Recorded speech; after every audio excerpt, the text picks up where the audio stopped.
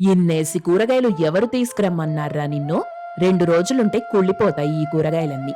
ఇన్నేసి అవసరమా చెప్పు? అయినా నేను చెప్పినవి కాకుండా వేరేవెందుకు తీసుకొచ్చావు? ఇవన్నీ అవసరమే లేదు.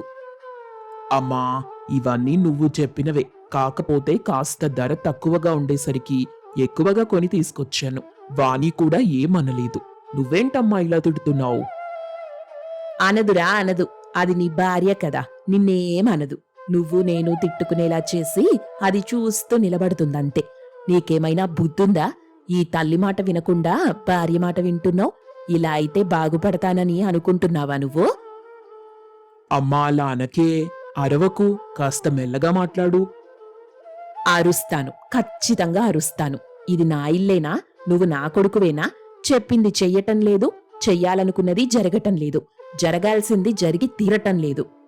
కాంతమ్మ అలా అరుస్తూ మాట్లాడుతుంటే వాణి అక్కడికొస్తుంది. వాణిని చూసి రాజు నోరు మెదపడు. ఏంటమ్మా నువ్వు చేసిన పని? ఇన్నేసి కూరగాయలు ఏం చేసుకుంటాం మనం? ముందు వీటిని తిరిగిచ్చేయమని చెప్పు. అత్తయ్యా, వీటిని పాడవకుండా నేను చూస్తాను, మీకేం నష్టం రానివ్వను.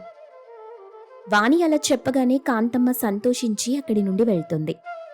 కాంతమ్మ అలా అంటుండగా అప్పుడే జోరుగా వర్షం కురుస్తుంది.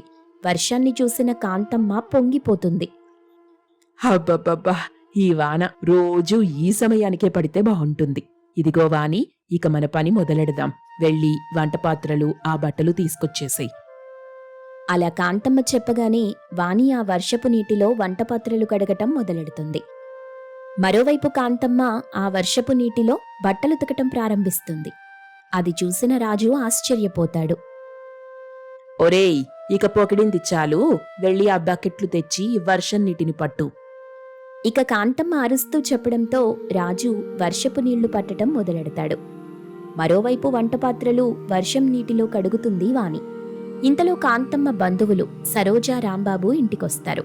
వాళ్ళని చూసిన కాంతమ్మ, అరెరే, వర్షంలో వచ్చారేంట్రా? ఇంటికి రాను మీకు వేళాపాలా లేదా? ఇలాంటి పరిస్థితిలో వచ్చేయడమేనా? అదేంటి పిన్ని అలా అంటావ్?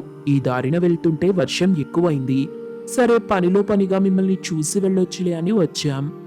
కాంతమ్మ మాత్రం రాంబాబు దగ్గర డబ్బు తీసుకుని గదిలోకి వెళ్ళమంటుంది. మొత్తానికి డబ్బులిస్తే గాని గదిలోకి వెళ్ళనివ్వలేదు. వర్షంలో బాగా తడిసిపోయాం. కాస్త స్నానం చేస్తే బావుంటుంది.